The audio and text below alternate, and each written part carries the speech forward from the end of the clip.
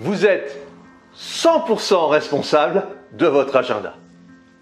Bonjour les amis, aujourd'hui on va aborder une réflexion sur votre responsabilité. On entend souvent les gens dire « je ne suis pas responsable » ou vous entendez aussi dire « c'est pas de ma faute » ou on me l'a imposé.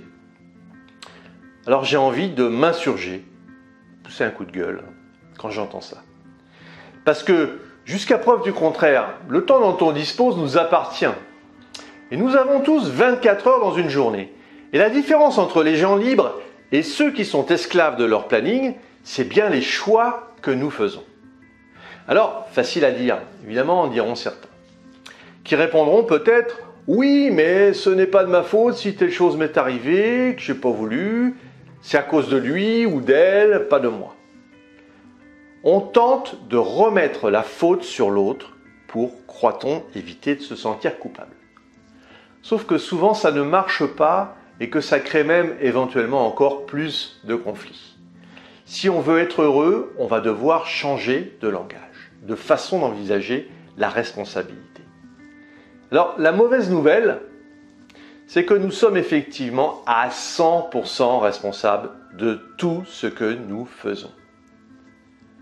Accueillir et assumer la responsabilité de notre vie n'est pas toujours facile et on tombe parfois dans la culpabilité et la victimite car on ne voit pas d'autre issue.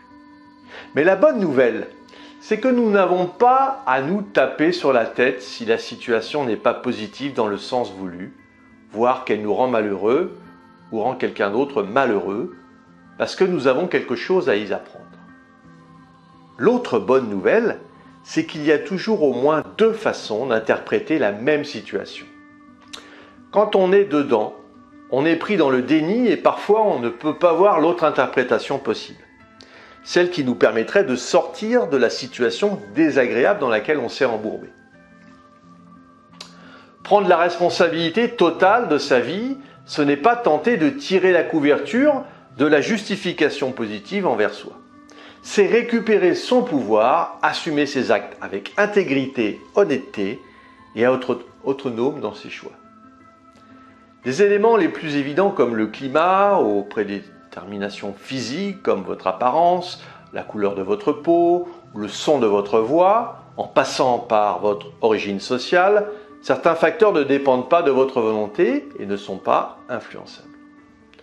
Tout ce qu'on peut y faire est de les incorporer à une stratégie qui vous permettra de saisir les occasions qui se présentent à vous en minimisant la part que joue l'incontrôlable sur votre propre existence. Ainsi, ce n'est pas parce que vous venez d'une famille pauvre que vous ne pourrez jamais faire partie d'une élite intellectuelle ou connaître la réussite. Combien de fois avez-vous entendu quelqu'un expliquer sa défaillance en rejetant la faute sur un système ou sur une donnée indépendante de sa volonté? Nous avons tous des circonstances atténuantes, mais il est temps de grandir, de faire face à l'adversité et d'assumer la responsabilité qui nous incombe, celle de construire au jour le jour une vie heureuse. Votre comportement, votre manière de réagir face aux aléas de la vie, c'est là votre principal point de contrôle. Chaque événement est certes perçu de façon différente par les individus, mais chacun conserve son libre arbitre sur lequel on s'appuie pour réagir en accord avec les codes et les lois du milieu dans lequel on évolue. Assumer la responsabilité de ses choix, c'est prendre conscience de ce phénomène et adapter cette réponse de manière cohérente avec comme objectif un respect d'autrui. Mais aussi et surtout un désir d'apprendre et de s'améliorer. Ce sont nos réactions et notre logique qui matérialisent la différence entre la réussite et l'échec, entre la gaieté et la morosité. Et même la pire des expériences est source d'apprentissage, de renforcement du corps et de l'esprit. La vie est faite de choix et il n'est jamais trop tard pour faire les bons. En aucun cas, vous ne devez laisser l'influence extérieure décider pour vous. C'est aussi ça, assumer la responsabilité de sa vie. Combien voyons-nous de personnes faire des choix sous la pression sociale ou dans un groupe identifié? Par exemple, vous fumez. Pourquoi avez-vous commencé? Par plaisir de vous brûler les poumons ou pour faire comme les autres? Les gens qui ne parviennent pas à être heureux, à voir le bon côté des choses, ce sont souvent ceux qui se trouvent des excuses, qui cherchent à blâmer quelqu'un ou quelque chose pour leur manque de clairvoyance. En réalité, votre réussite et votre propension à vous épanouir dans votre quotidien dépendent de votre perception des limites existantes dans votre vie. Une erreur, un échec, n'est pas nécessairement empreinte uniquement de négativité et nous devons tirer les leçons de l'expérience et puis accepter que l'apprentissage se fait à force d'essais, de tests et de tentatives, même infructueuses. Il n'existe pas de conspiration dont le but serait de gâcher votre vie. Ça, c'est un prétexte inventé pour éviter de regarder la vérité en face.